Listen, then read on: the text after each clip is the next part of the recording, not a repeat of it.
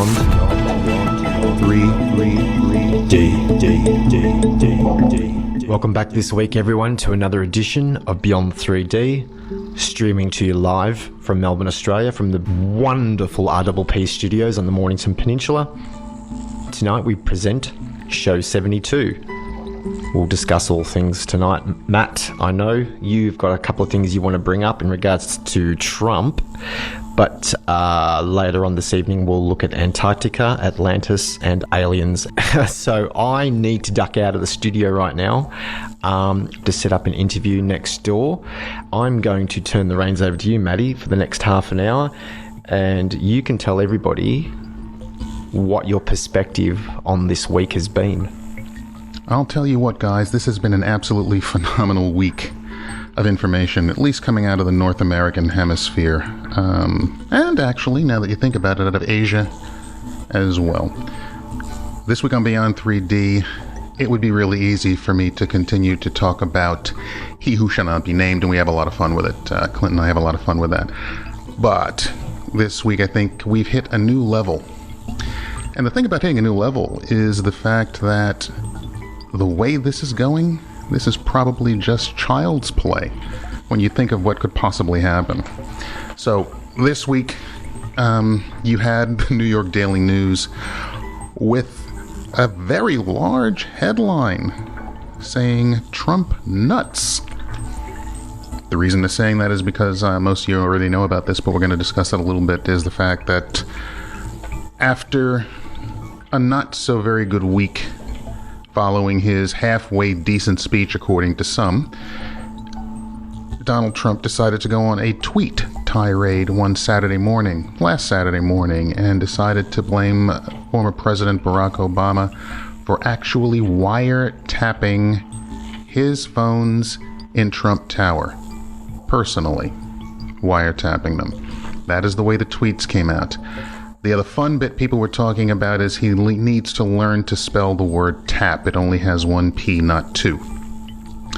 But I digress. When I heard this, once again, I was kind of incensed. It really ticked me off because Trump has been doing this to former President Obama for a number of years now. This has just not happened in the last year and a half. This has been going on, and it started with the birther issue. Now, let's qualify this. By talking about this on a show like this, what we're doing is letting you know what's going on worldwide as far as information is concerned. Your goal, my goal, our goal is to literally rise above and beyond this. It's a game that's being played. Very dangerous game, but still in all, a game. And some would say, oh, come on, if it's a game, why are you talking about this, all this kind of stuff?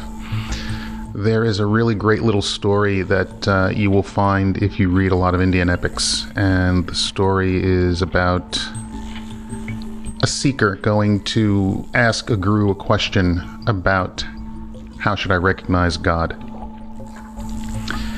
And the guru says to the seeker, everything is Lord Shiva. Trees, plants, dirt, rocks, all forms of animals. This plane, Bhuloka, the earth, everything is Shiva. And the seeker went back and meditated on it and had an epiphany and recognized the fact that everything indeed was that. Everything was Shiva in many different forms. As the seeker was walking down the road, ran across trees and saw nothing but Shiva. Snake crossing the path, saw nothing but Shiva. Everything was Shiva. As he turned the corner, there was an elephant there, ears pricked, looking directly at him, and he looked back at that elephant and he saw Shiva. And he approached the elephant thinking of nothing but the Lord Shiva, and that elephant saw him walking even closer and closer and decided that was far enough, and trampled him to death. The seeker gets up to heaven, and they say to him, "Why are you here?" And he told them the story, and they looked at him, and he said, "Yeah, everything is Shiva, but in the world of the mundane, in the world of duality. What you were standing in front of was an elephant, and when they start to charge you, you get out of the way. You gotta remember that.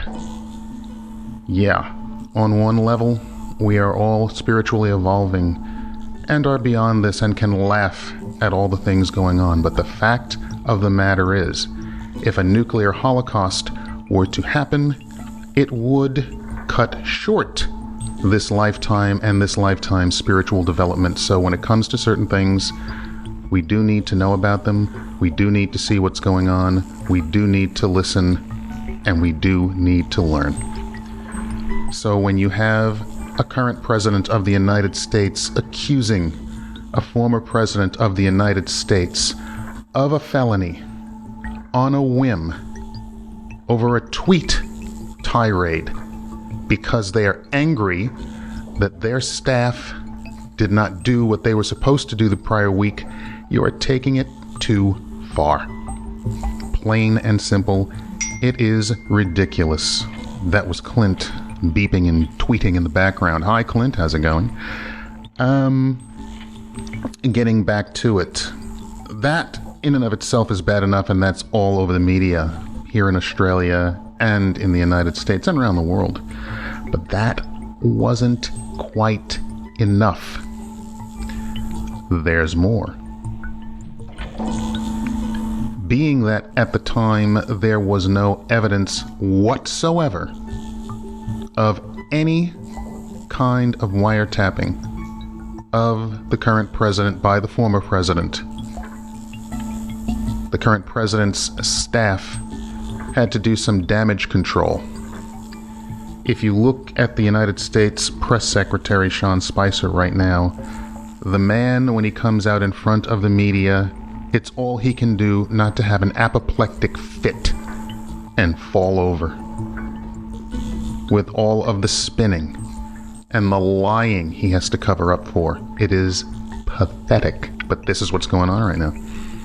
But as I said, that would, if it were just that, everybody could say, here we go again with Trump and his tweet. It seems like the weekend he decides to go nuts. But that wasn't all of it. What he said a couple of days ago was this one. President Obama is responsible for 122 former Guantanamo Bay Gitmo detainees for being released and going back to the battlefields. And he said this because one of those people that was released was killed in a raid in Yemen recently. Obama administration is responsible for this. There's one problem with this lie of a tweet. Out of the 122 detainees that were released that Donald Trump blamed on Barack Obama directly released, and his administration directly released 9 of them. The other 113 were released by the George W. Bush administration before Barack Obama ever ascended to the presidency. The current occupier of the White House has a lot of problems, in my opinion. It is ridiculous the way he treats those around him. This is what narcissists have been known to do.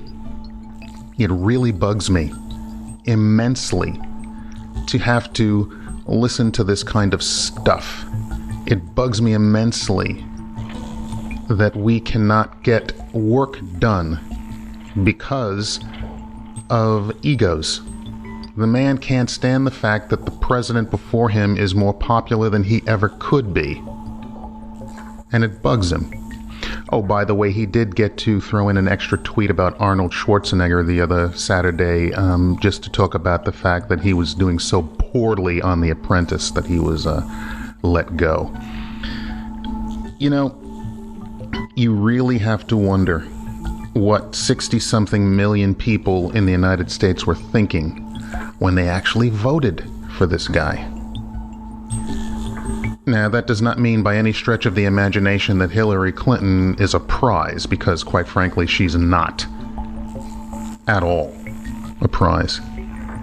But the thing about it is, you would be better off voting for anyone other than the two of those people. And the people who told you this about Donald Trump are now being proven correct. It's pathetic. It's not government. They are too busy spending time trying to ridicule, belittle, and berate the former administration. And they are not concentrating on governing and doing positive things and helping the people of the United States of America. You now have people here in Australia, you now have people all over Europe, all over every continent, worried about what the heck is going on over there, because it has a dramatic and direct effect. People from Australia going to the United States for business and other reasons are being stopped, strip searched, asked tons of questions, put into detention centers for 12 hours, 15 hours, 20 hours. Traveling on normal visas? Yeah. It's amazing what's going on. And so you have to really stop and wonder why this is happening. Beyond 3D. Back with you in this week's edition of Beyond 3D. It's amazing to me. Hopefully it will clear itself up in the next year to 18 months. It really needs to be cleared up. But now let's get back to the reason I'm talking about this and doing it on Beyond 3D here. During the election, when the Republican Party would talk about things in Hillary Clinton's email servers and her campaign manager John Podesta's emails that were hacked, which is a criminal offense, as soon as the Republicans mentioned something, WikiLeaks would do a core dump and have emails on that subject right there for everybody to see. Quite well coordinated, in my opinion. And in order to do something like that, it wouldn't be some fat little kid in their mother's basement. You would have to have a whole lot of people to do something like this and to have it coordinated like that. And then all of a sudden, last Saturday, tirades, tweets about wiretaps and everything going on at Trump Tower. And lo and behold, Julian Assange strikes again, almost as if on cue. And out comes more information from WikiLeaks about what was called Vault 7. Now, Vault 7 was talked about, I would say, I first heard about Vault 7 and what's going on with this, about a month ago. And it was very cryptic. But if you looked on YouTube, you would see things. If you looked at WikiLeaks, you would see things. They were asking, what is Vault 7? And it was almost like a meme that was going around. Well, we now know what it is. They hacked CIA files. And now every single person out there that has a Samsung television has a problem. Because they can use all of that technology to spy on you in your home. And even when you think that television may be off or that phone may be off, it's not. It's working quite well. And they're downloading information, they're recording conversations, and video, for that matter. For what nefarious purposes, who knows? But that's what's going on. I find it very interesting that Donald Trump and his comrades mentioned something totally from left field, way out there, fringe, tinfoil hat kind of stuff. And all of a sudden, here comes WikiLeaks with information talking about the fact that a government agency in the United States has been hacking into and tapping all kinds of things using smart technologies. Very interesting. It's only happened on the Republican side when it came to the Hillary Clinton and the John Podesta emails. And once again, Julian Assange looks like he is in league with Donald Trump and trying to do everything possible to bring down certain entities. I find it fascinating. It's absolutely amazing to watch what's going on over there right now. As they say, you have no need whatsoever to watch CSI or Homeland or any of those shows, because real life is much more interesting these days. Absolutely, positively amazing. And while all this stuff is going on, North Korea is setting off missiles and letting them land in the Sea of Japan. Donald Trump says to Prime Minister Shinzo Abe of Japan that the United States is behind him 100%. But that was only said to the Japanese people. That was not said in the U.S. media whatsoever. And when Donald Trump says he and his administration is behind you 100%, believe me, people are worried. They have no idea what's going on, because what they see is a person who is out of control, so to speak. They are not doing a very good job, in my opinion. And I'm a person who couldn't stand George Bush, but I got you right now. I can guarantee you this. There are a whole lot of people that would pay a bucket load of money to put George Bush back in office. And that's telling you something. So be weary, but also be aware. We are going to, at Beyond 3D, keep you guys up to date on what is going on, because it will have a direct effect on Australia and New Zealand and everything in the Southern Hemisphere. Believe me, it's going to get worse before it gets better. And as far as some of those guys in the so-called White House in Washington right now, they had better be very careful, because those who believe in conspiracy theories well know that the CIA, who was hacked, is allegedly responsible for the deaths of a whole lot of people, including former President John Fitzgerald Kennedy, depending on who you talk to.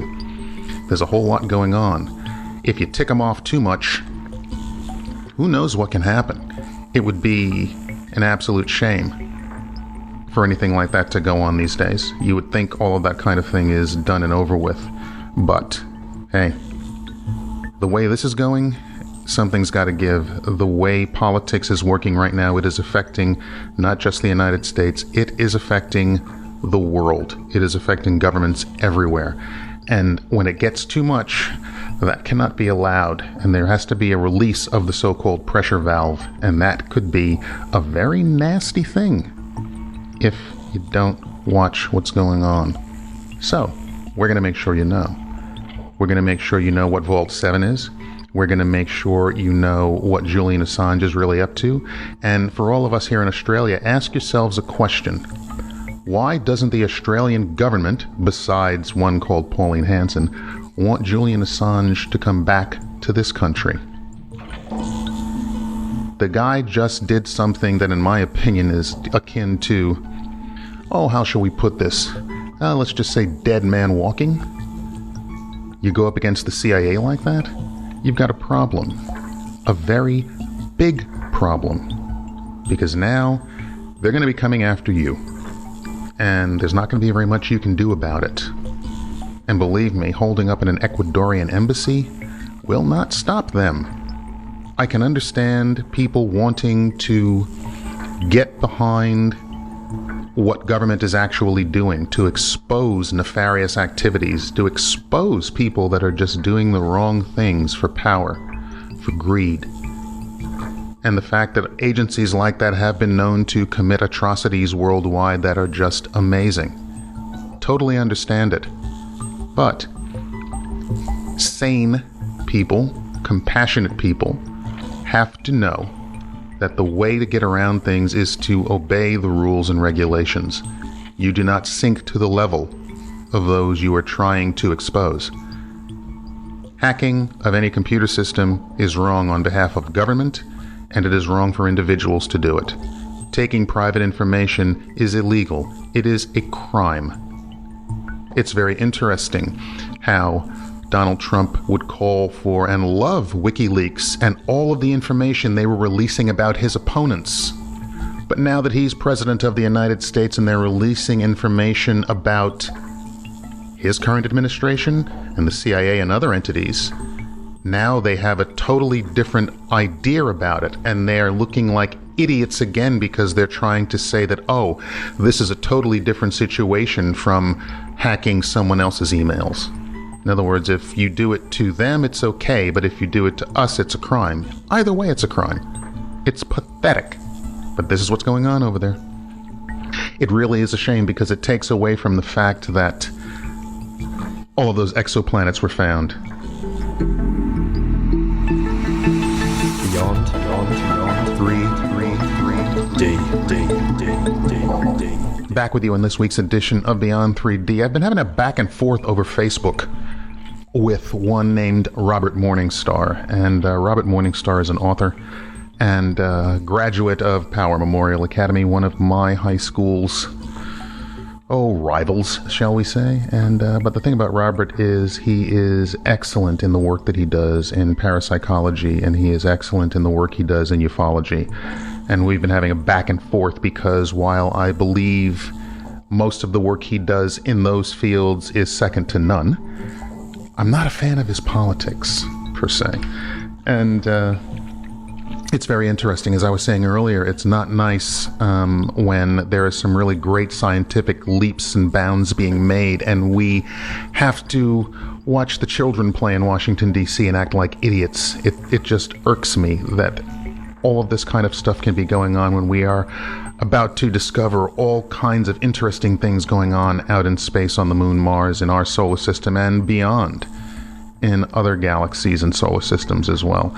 So that to me is very important, but we've been back and forthing over Facebook and having a really good time, but it's very nice to get Robert Morningstar's opinions on a few things when it comes both to politics in the United States and when it comes to what's going on in ufology and UAPs and all of those kinds of things. So hopefully I'll be able to, in a couple of weeks, give him a buzz and get him on Beyond 3D as a guest, because he is an absolutely fantastic speaker, and the information that he comes across with is phenomenal. But hey, the ways of the world right now. So guys, we have to be aware of the fact that there's going to be a lot of things going on in the next few months. We have some special guests coming up as well. Clint will give you more information on that when the time is right. You have to remember that Vault 7 is going to lead to a heck of a lot more than just this initial sweep of the CIA. As you know, normally with WikiLeaks, if they release information, they can start with one agency and then they will move through a whole lot of other agencies, and it won't just be in the United States, it will be in the United States' allies as well. So Australia, you have some information that will come out as well, as will Great Britain, as will France, etc. It will be very interesting times coming up for us. So yeah, remember, you have a person in the White House that in my opinion is unstable. You have a person that is blaming his predecessor for everything known to man. I'm amazed he didn't blame him for the Civil War. But this is what's going on these days. So we have to be weary, we have to be aware, we have to be on guard, and we have to be prepared. I would be remiss if I didn't mention the fact that there's one person in the United States who Clint and I talked about last show, Alex Jones, who has been talking about what is going on with the CIA and smart technologies for at least minimum 10 years. Minimum. Without a doubt. Can't be refuted. And when he brought up the fact that your television sets and your refrigerators were listening to you, people laughed at him like there was no tomorrow. Now, it is what is considered mainstream news. Absolutely amazing. I would love to be able to give you more information on Vault 7, but I, like you, have to do the research and find out what else is going on, because it's going to be very interesting. When it comes to Mr. Julian Assange, I think there's a couple of points I would like to make. The first point is, as far as I am concerned, he is a coward. I believe what he is doing is wrong on all counts. You do not do that to governments and to intelligence agencies, because the way you release information can give people that have really naughty ideas ammunition and access to things they should not have access to. Julian Assange also stated that if Bradley Manning was released, that he would happily turn himself over to the United States authorities. Well, President Obama pardoned Manning. Julian Assange reneged on his part of that bargain, and he's decided that he will not turn himself over to the United States authorities. And based upon what was just released, believe you me, if he does, you will never see him outside of four walls again, because that's what they will do with him, because he has now gone, as far as the United States is concerned, too far. Technology. Technology is in the mainstream right now quite a bit. Bill Gates came out and stated that he wants to tax robots. Interesting idea. What he's basically saying is if a company fires 100 people and replaces those 100 people with 5 robots, those 5 robots have to make up for the Social Security tax, for the payroll taxes, etc. Interesting idea. The reason he said something like that is because most of the jobs that have been taken over by machinery, by robotics, are never coming back.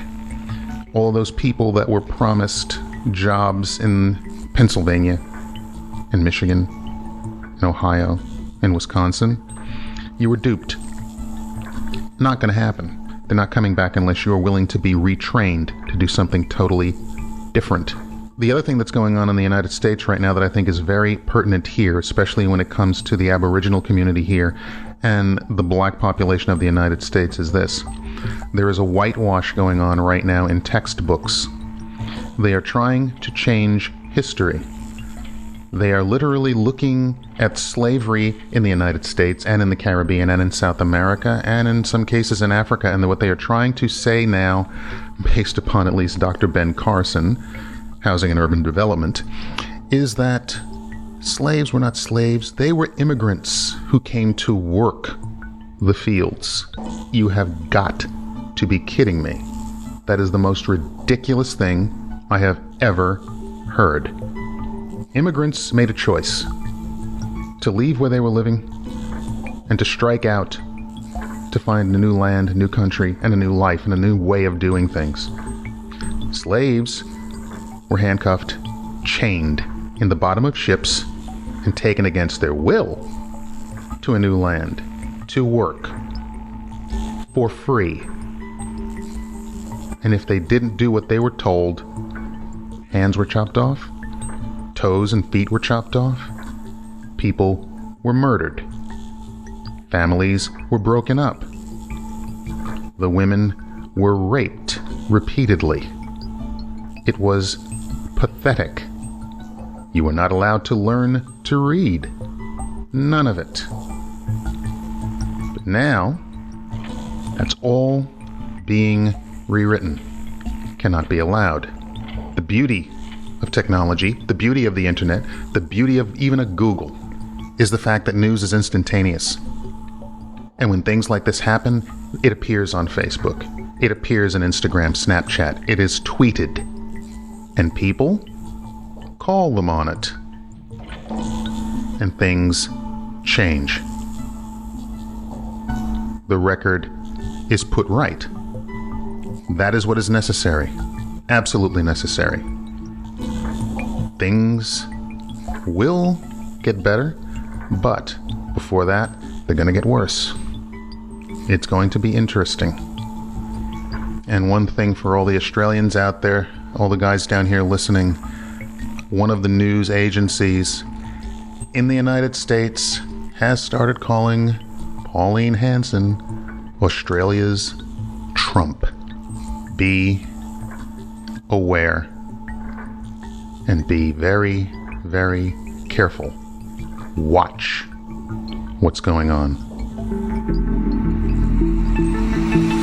Beyond 3D. Welcome back tonight to Beyond 3D, and Matt, that was awesome. Thank you so much for that. For those who don't know, I was just doing an interview in the studio next door for a show coming up in the next couple of weeks.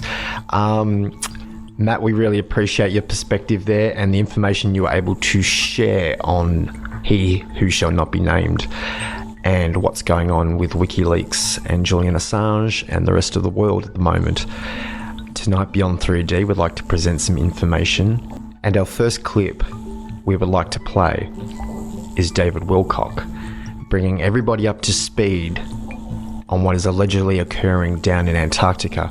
Now, it wasn't very long ago that several dignitaries, scientists, and those in the political circles who privy to this kind of information all took a trip down to Antarctica to discover something that a lot of us would debunk instantly because it doesn't resonate with our truth. It's no coincidence that John Kerry, the former Secretary of State under the Obama administration, recently took an emergency visit down to Antarctica, along with astronaut Buzz Aldrin.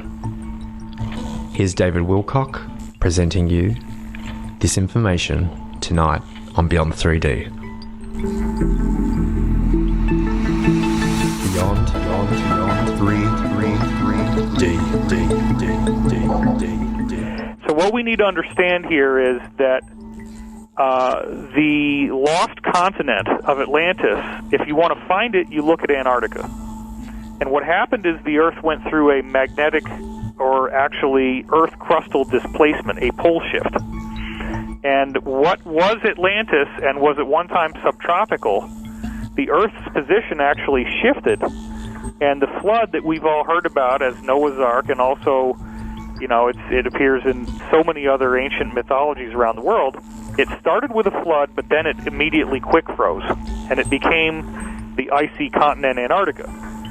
So this is why we see maps that were copied over from older maps in the Vatican that accurately depict what Antarctica looks like underneath the ice, which we didn't know until International Geophysical Year 1959, when they first used sonar to map out the land under the ice.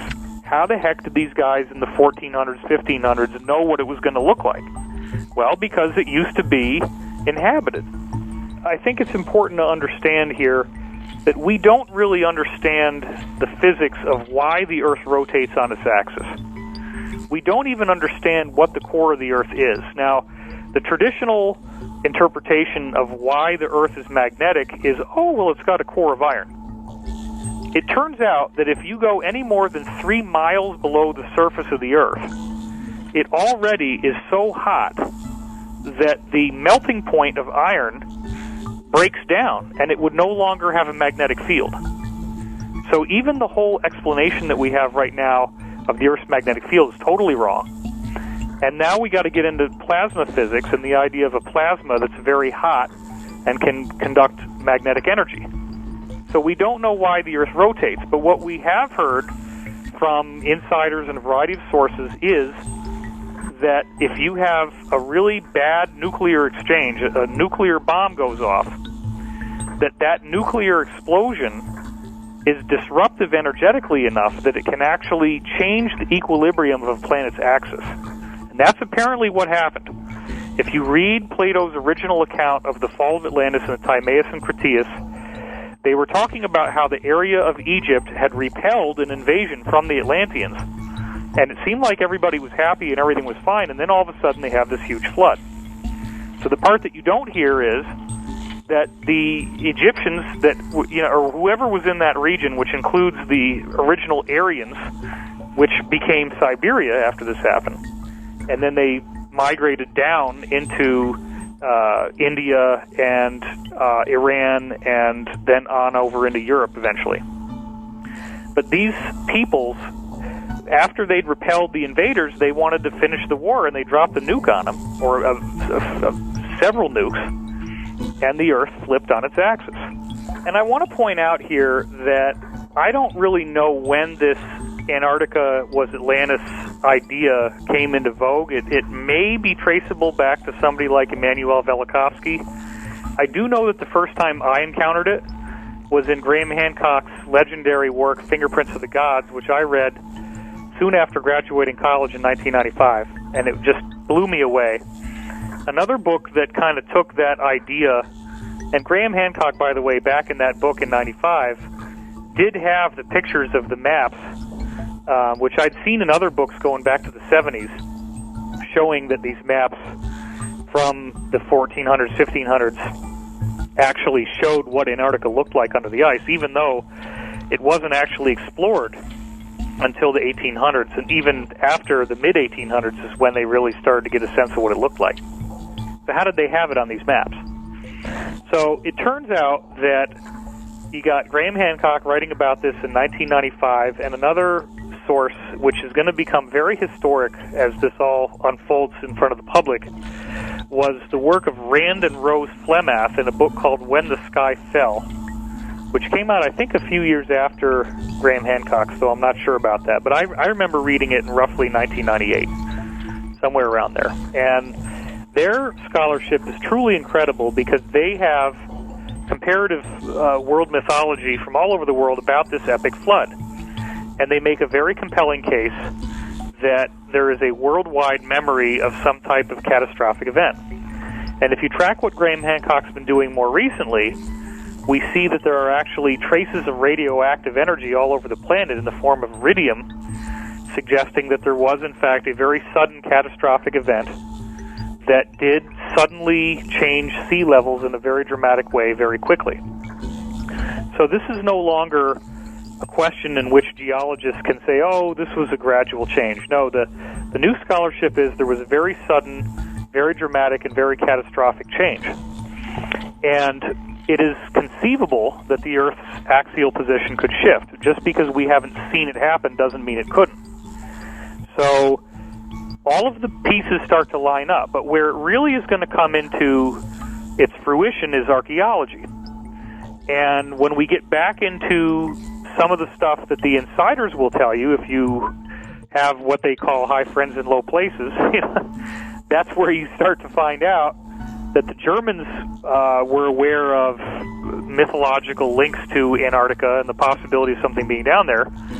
And even before World War II, they were already using their U-boats, which are submarines, and going down there, and they found that there were caverns that are open to the sea, and you can literally sail right into these caverns and find these pockets underneath the ice in which there is land from the continental mass below the ice that's still visible. So they sail in there, they land on these land masses, and they walk around, and before too long, with their expeditionary teams, and of course they've got tanks and things like that, they can drive around, and they deploy soldiers and war material and everything, and what do they find? They find ruins of intelligently built structures in Antarctica. So this has been going on for a long time. This started in 1939. And the Germans actually built a base there that they call New Berlin. And that base still is in existence. So this is something that has a great deal of history behind it.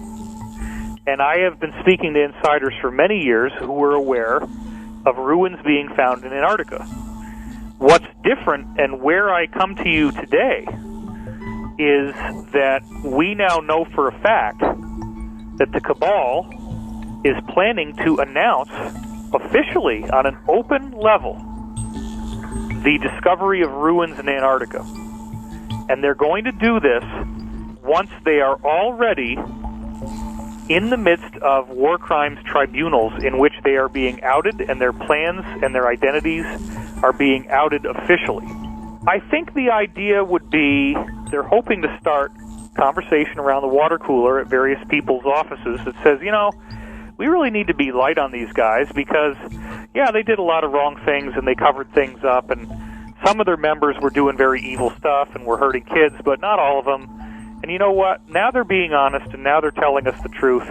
And wow, they've been hiding some amazing stuff. And oh my God, where did these ruins come from and who built them? And what we're hearing is that they are finding a great deal of giant humanoid bodies in the ice. There's a massive number of dead bodies that they're finding in the ice. But they are removing the ones that are the giants with the elongated skulls, and those giant skeletons were being found all the time in the 1800s on into the early 1900s, and then the whole thing basically got rubbed out of the media. So what we're actually dealing with down there is a series of ruins that were built by a group that crash-landed there approximately 55,000 years ago, and it was an extraterrestrial civilization that had originally lived on Mars and the planet they blew up that's now the asteroid belt, which was like Earth before it blew up, Some of them survived on the moon for many hundreds of thousands of years, because this original catastrophic event was 500,000 years ago. Some of the survivors were on the moon. They got wiped out. And apparently what we're now hearing, as I try to integrate information now from 3 different main sources, actually 4, and these are all guys that don't necessarily agree with each other or even like each other, but they're all telling me the same stuff, which is totally amazing, because these are the very highest sources I have, and they're all saying the same thing. And what they're telling me is, if I put it all together, that there are 3 craft that have been found that are actual motherships under the ice in Antarctica, and this is going to be publicly announced in stages. Beyond 3 D.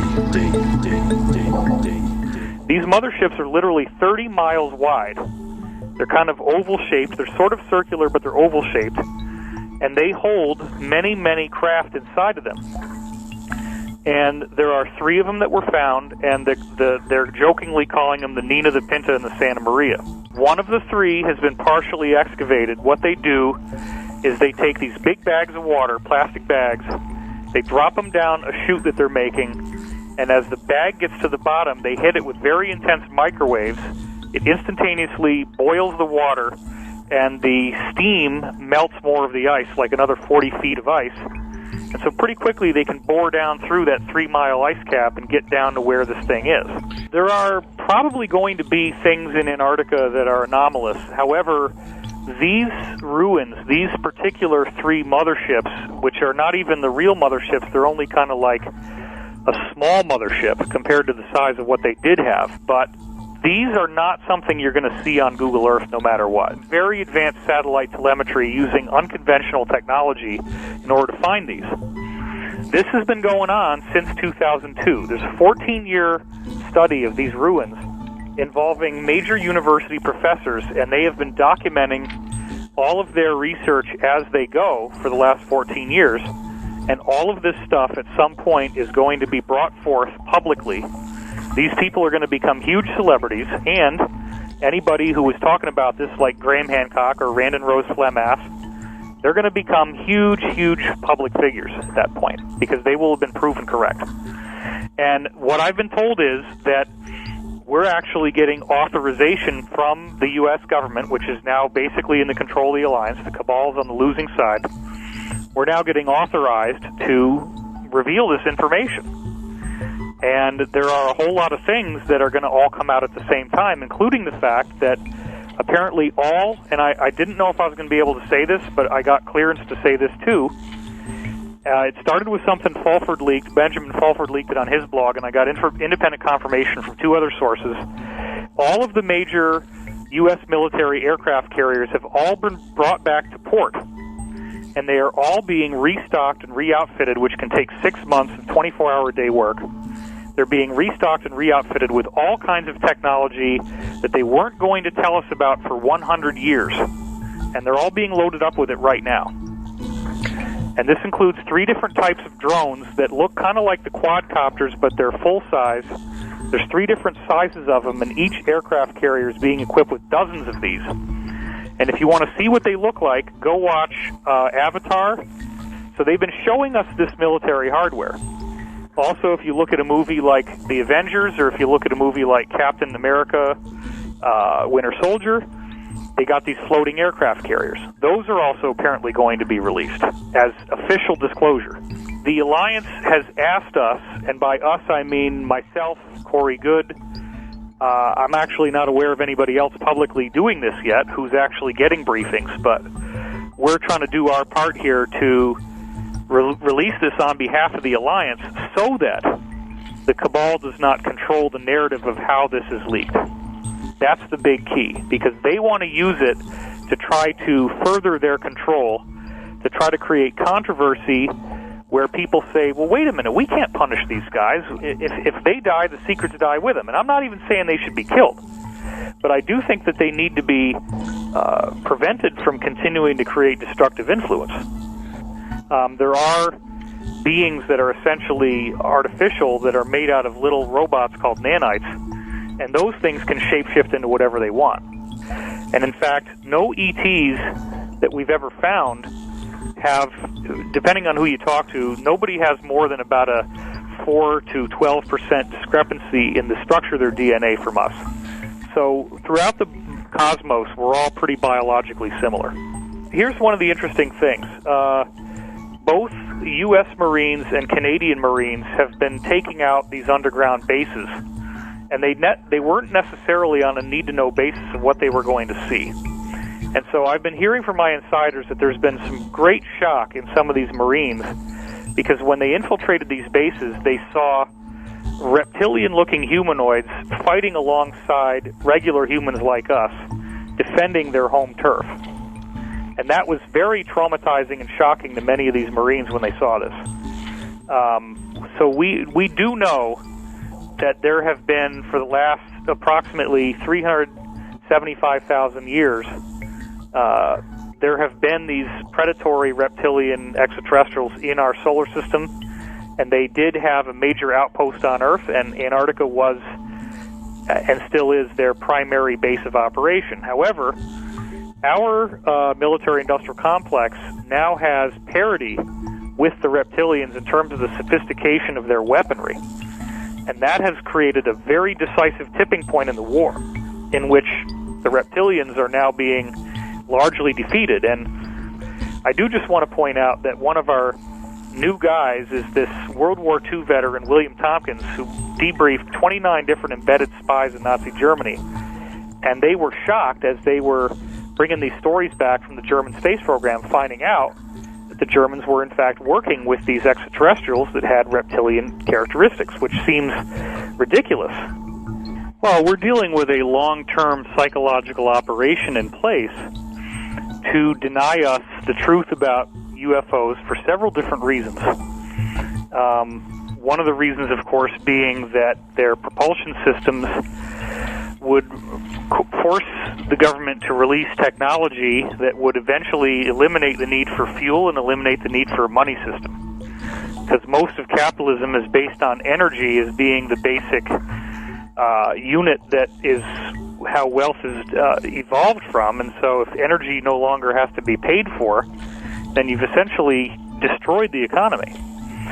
And so, like when Ralph Ring was building Otis Carr's version of the Tesla flying saucer, and they came in and shut him down, they said, you're threatening the entire economy of the United States. So I wanted to point out something about this event that we're telegraphing is going to happen. The people who listen to this show are in probably a minority of people who will be absolutely thrilled and overjoyed by this news, because you're going to be seeing films of these college professors that have been stationed in Antarctica since 2002, walking around amongst stone ruins and showing very advanced technological artifacts that they found that are greatly superior to anything we have now. And then those technologies are going to start to be disclosed and used in the public. Now, most of the people that would listen to this show are going to see this as a good thing, but I do want to point out something that the insiders have been telling me is one of the big concerns is that this will be seen as a mass trauma by many people. And it will be so upsetting because, remember, fear doesn't have information. Fear is a blind panic a lot of times. Fear comes in the absence of information. And so people are not going to have the time or the ability to necessarily do this research for themselves. They're going to suspect that it's a trick. They're going to be worried about, could this happen to us again? Could our society be washed under in tidal waves, and could we all be destroyed? They're going to be worried about aliens, which they never necessarily believed were true before. Even some people who thought they believed it didn't really, really believe it. So there's going to be all kinds of stuff like this that happens in which the effect could be like a 9/11 or even bigger. Even though some people are going to be very positive about it, other people are going to be really, really panicking. And so imagine what happens if you've got a very upsetting war crimes tribunal in which Pizzagate type of stuff is now public, and then this gets dropped on everybody at the same time. wouldn't it have the effect of really distracting people from the tribunal? Beyond 3D. I mean, remember, how does the Cabal do its magic best? They need a huge diversion, and they need everybody traumatized, and then they can make things happen very quickly, because traumatized people will bypass their normal ethics and their normal sense of right and wrong, and they'll want justice, and they'll also, make emotional decisions. And I wouldn't have even pointed out the mass trauma part if it wasn't something that the highest levels of this are concerned about. Also, and I want to redirect everybody back to the timeline of this. So Corey was getting information from his people in the military-industrial complex secret space program, which we've talked about in the article and so forth. I'm not going to redefine that right now, but they have flying black triangles and things like this. They told us, you guys need to run your asses off to get this stuff out there, because if you don't, you're going to be scooped, and it's going to appear that you're just copying something that has made it into these tabloid websites. So we worked like crazy, and I managed to get this thing posted on my website, a very comprehensive investigation. 2 hours later, tabloid websites started to talk about, for the very first time, cities under the ice in Antarctica. And what if we find cities? And then the day after I published the article, the UK Daily Express came out with a much more comprehensive article that talked about how conspiracy theorists are on fire because film footage from 2002 was found earlier this year from Antarctica discovering ruins down there, a group of college professors that have been missing since 2002. I'm like, wait a minute. I'm one of the grand poobahs of conspiracy theories. Nobody ever told us about anything like that. If it was out there, the alternative community would have torn it apart like a pack of hungry dogs. So look, I'm very, very excited about this coming out. And since I published Endgame 2, Corey Good has had other briefings that gave us more information than what we had in Endgame 2. I had never published these. And then the night before last night, I call Pete Peterson, and he was very aware of the group that had been recently contacting Corey since about last maybe February or March of last year. He was very aware of who they are and what they told him. And Pete and I start comparing notes of things that Corey had told me off the record, on the phone. Nobody's heard this ever. And Pete knew all the same stuff. But then it wasn't also exactly the same. There were things that Pete had heard that Corey hadn't heard, and vice versa. And that really was shocking to me. So for my own personal level of validation, this thing is unprecedented in my entire career history. I have never heard such a convergence of insider information on one subject.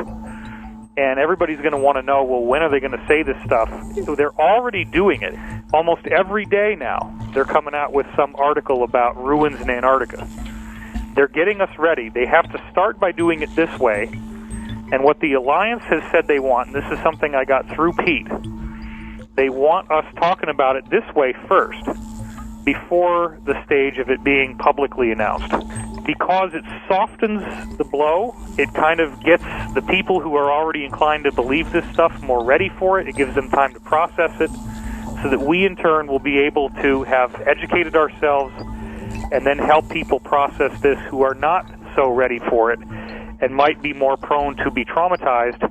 Because remember, the Cabal would see that trauma as a very useful distraction. They can no longer have to be on tribunals. Oh, well, in light of these astonishing events, we can't have these tribunals right now. Everybody needs to focus on the stunning, civilization-defining breakthrough that's as important as Jesus Christ, I will give you some very brand new information right now. Nobody's ever heard. The reason why Buzz Aldrin had the problems that he did with his health was altitude sickness. Because he was brought on a craft that in 7 minutes brought him to a height of 200,000 miles, which means the backside of the moon. And apparently, in the course of those 7 minutes of altitude gain, he issued expletives 7 times in a row and was absolutely shocked.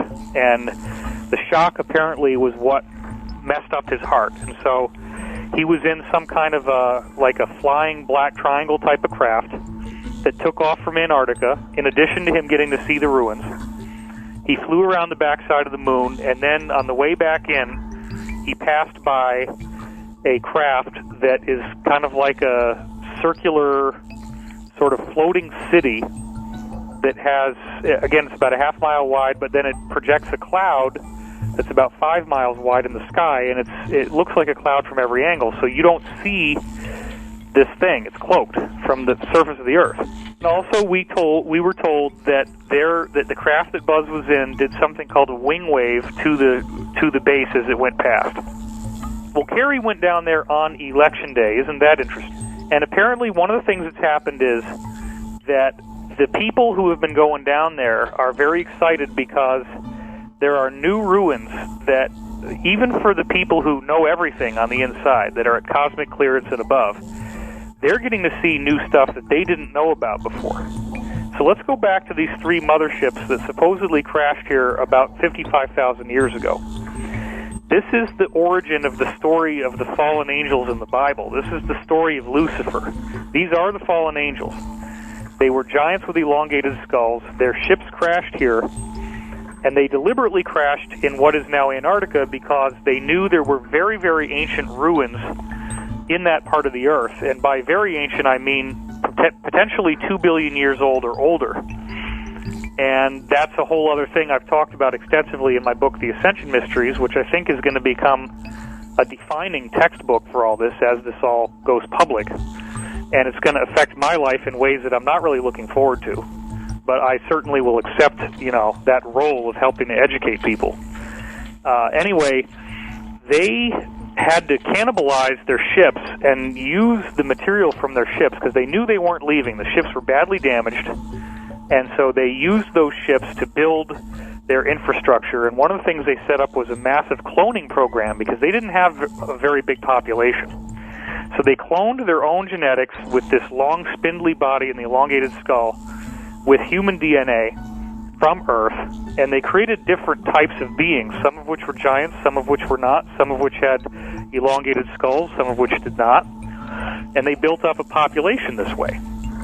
And so when we're looking at the true nature of the Cabal as it exists today, the reason why they're so into royal bloodlines, the reason why they stay intermarried, how they managed to get control of the financial system, how they managed to have such an unfair advantage over the world, it's because these people were a lot more intelligent than everybody else here when they got here. And they did manage to infiltrate and take over world governments all over the planet. And they never really lost power, they just keep rebranding. So the Roman Empire seems to lose power, but they actually just migrated to Great Britain and rebranded as the British Empire. And these people are finally now on the verge of being exposed. So one of the things the Alliance really wants to do early in the game is identify these people, whereas the Cabal doesn't want the identity of these giants with elongated skulls ever to be known. That's one of their most guarded secrets. Beyond 3D. Welcome back tonight to Beyond 3D, and that clip you just heard was David Wilcock talking about the alleged emergency visit that John Kerry, former Secretary of State under President Obama, took an emergency trip, allegedly, down to Antarctica, and that information is factual. You can go ahead and look that up on Google right now, along with Buzz Aldrin and the trip that he took down there, and Buzz was emergency evacuated to hospital after his little visit down there. Those things can be looked up on Google. And coming up next, where is it? Here we go. Coming up next tonight, we have some information which we usually do.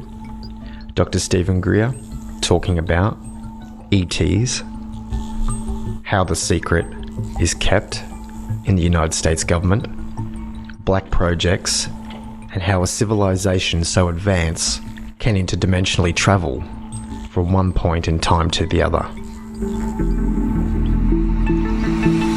Beyond 3D. Project Blue Book was really a little office where they were putting things in there and making it sound like they were really investigating. Meanwhile, there was a unacknowledged project, what we call a black project, but the proper name is an unacknowledged special access project, or USAP. And the USAPs running this have been around since the 40s, very well funded, working on these issues, working on the technologies, studying how these things are going from one star system to another. And that's the sort of thing that we've been drilling down on for about 22 years. Dr. J. Allen Hynek, he was an Air Force guy, astronomer that the Air Force engaged to do that. And later, he came out and admitted that was all just sort of a dog and pony show. And actually, the big problem became when he put his foot in his mouth when in Gerald Ford's home district in Michigan, there were a whole dozens of people who saw an extraterrestrial vehicle that was maneuvering at close range, and he went up and investigated and made some reference to it being swamp gas. And Gerald Ford went ballistic because his constituents went ballistic, and Gerald Ford actually had an inquiry into it while he was a member of the House of Representatives. Of course, later as president, he never dealt with this issue because basically the presidential intelligence doesn't have access to those projects. He knew that some of his constituents who were very credible knew it was something real. He was a congressman before he was vice president and then president, and actually held a hearing where a lot of people came and gave evidence and information, but it didn't go anywhere because it's Washington. Nothing ever goes anywhere in Washington. And so, I started as founder of disclosureproject.org and now seriousdisclosure.com. We began investigating this in 1990. And, I'm a trauma doctor, emergency doctor, who was running a very busy ER and raising 4 kids. And I got involved with this because I knew about it since childhood. And, I have family. My mom's brother, uncle, was an engineer that worked on the lunar module, and I had an interest in this since I was a little child. So the thing that put Neil Armstrong on the moon, my family had a hand in that. So I think that what most people don't realize is that inside the intelligence community, the aerospace community, there are a lot of people who are very knowledgeable about this, but they're not allowed to talk about it. It's a career ender for most of them. And that was what we did for Disclosure Project, was to put all those folks together, identify them. So I spent about 10 years identifying who these people were. And first I had maybe half a dozen of them. Now we have over 500, about 500. Sirius is going to have a lot of this information in it, and some stuff that's going to blow your mind, including the possibility of an actual body, a humanoid body that we're investigating. And we'll get into this in a moment. But these witnesses that we have who are military go from the head of investigations for the FAA, John Callahan, to people like Gordon Cooper, who was one of the early Mercury astronauts, who his crew actually filmed one of these extraterrestrial vehicles landing on a dry lake bed out here near Edwards, and he looked at the film and sent it on a Pentagon plane. And now the backstory to this is will give you an idea of how labyrinthine and screwed up Washington's become, and what Eisenhower said when he said, beware the military-industrial complex, because it's going to get out of control and be a threat to our democracy. Gordon Cooper, very heroic early astronaut, had detailed information, what we call actionable intelligence, on that event, this landing of a vehicle in broad daylight near Edwards Air Force Base in 1956. Now, when Clinton was president, Gordon Cooper was asked by the Secretary of Defense, William Cohen, about this issue. And he says, yes, I absolutely will verify this, and I'll give you the information when and where and how it happened. So the Secretary of Defense of the United States of America had this information, made an inquiry through channels, and came up with a dry hole. Basically, this stuff has all been put into a parallel universe that the senior people in our government have, for the most part, no access to. Now, I would not have believed that if I hadn't been the guy who was brought to Washington during the Clinton years to do the briefing for the CIA director. And I was asked to go up there as a service, and I did it. Left my ER, and I put together a whole lot of these early witnesses' testimony, photographs, some really amazing government documents that we acquired, some through channels I don't want to talk about.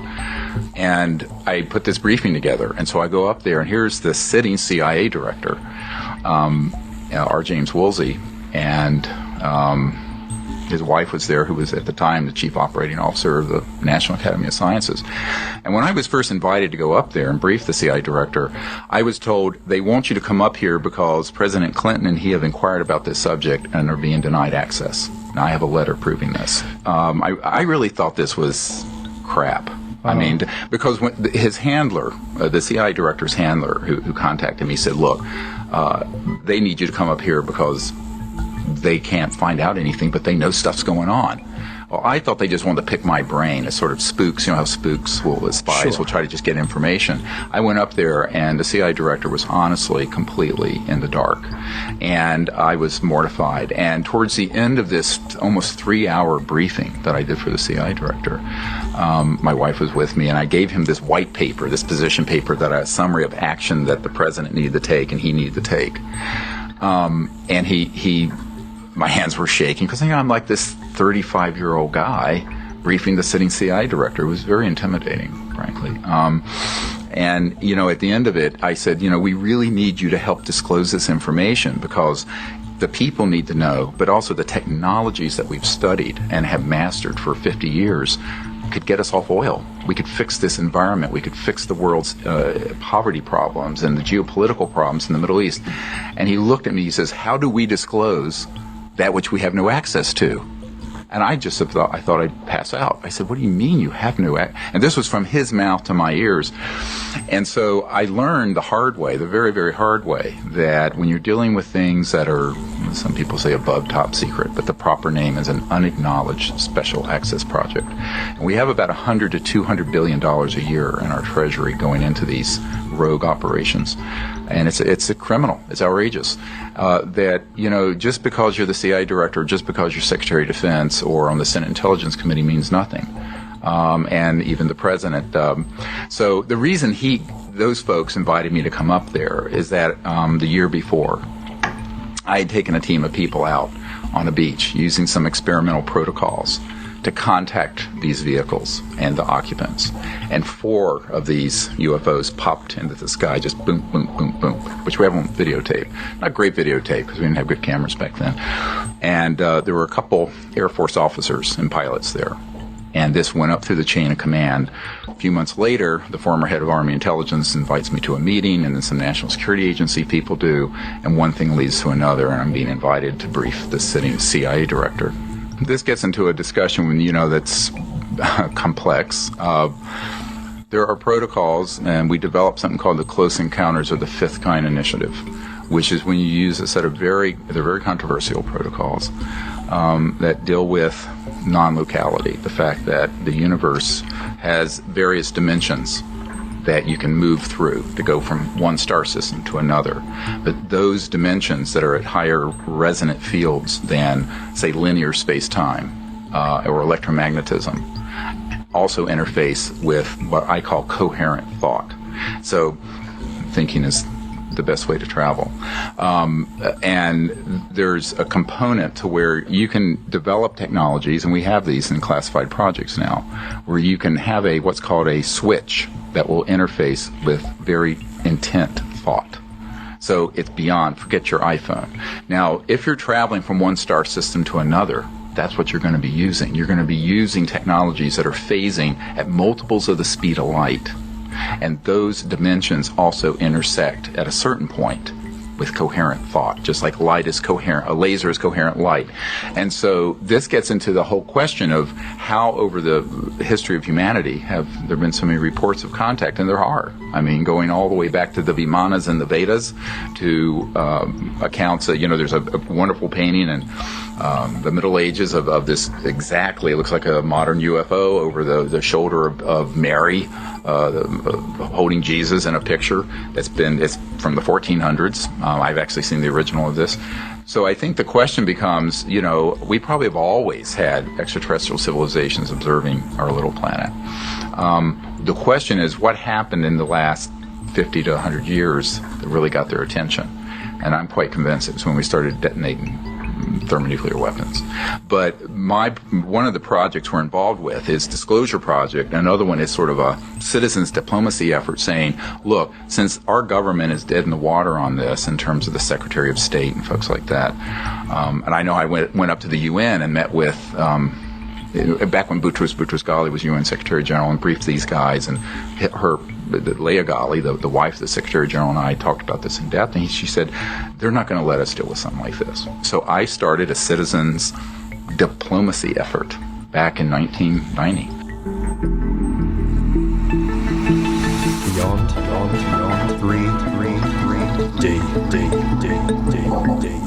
But this is actually, and this is the part that I get ridiculed the most for, but it's the reason why the intelligence community took it most seriously, is that they knew that we had discovered the Rosetta Stone of contact, and they were very concerned. Now, concerned from the covert end. From the end of a lot of these Washington operatives, they were just fascinated. They didn't understand it, because it was sort of past their scientific understanding. And the fact that the mind is actually a singularity, that there's really only one mind, and it's just shining through various individuals, appearing as many. I began to study meditation, and through that began to have some experiences where I realized this could happen. And I had a contact experience. I was 18, it was a few months later, in the fall of 1973. And I was doing this, I was meditating, and then I was doing what's now called SRV, scientific remote viewing, where you use consciousness to see remote places. And of course, Army intelligence and the CIA have experimented with this for years, which you may or may not know about. We can get into that. But I know all those guys. I know all the SRV people. But I was a kid, and I just turned 18. I was doing this, and suddenly I had this experience where I thought, well, what if I try to go into that state of one mind that I experienced when I was a kid? So I did. And then I had an experience where I remote viewed and saw deep space, and could see that there was an ET spacecraft out there. And I made contact, and it appeared, and it literally materialized right near the mountain where I was. Well, and it goes beyond that, because, Dr. John at Princeton University had the Princeton Engineering Anomalies Research Lab, and I knew Dr. John, and they had proven that you could set up a random number generator machine and put your thought towards it and begin to move, whether it's spitting out zeros or ones, and that there is, in fact, been proven scientifically that the mind is actually operating non-locally, meaning that it's not limited to space and time in a linear way.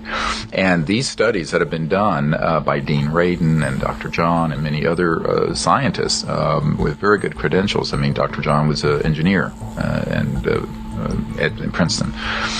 What they found is that, in fact, the mind itself is what Erwin Schrödinger said. And Erwin Schrödinger, of course, was the father of particle wave theory and quantum mechanics. And I think it was in 1910 or so, he said the total number of minds in the universe is one. That is, it's a singularity.